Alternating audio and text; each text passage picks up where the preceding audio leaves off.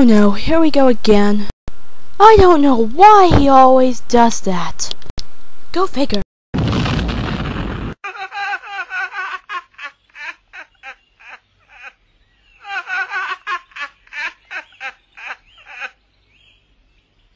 And now for something completely different. It's a good thing I always pack in these sick bags with fireproof missile.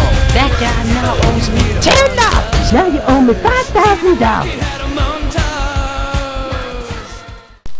Okay, before we move on, I'd just like to give thanks to BRR Games, BRR Games, for supplying me with that one Whirlwind line I just couldn't figure out. Go figure. Honestly. At the time, I couldn't really hear it over the music, so thank you. Thanks. Cheers. And here? I'll be honest with you, my wrecking ball voice that I just tested is quite tough on the lungs.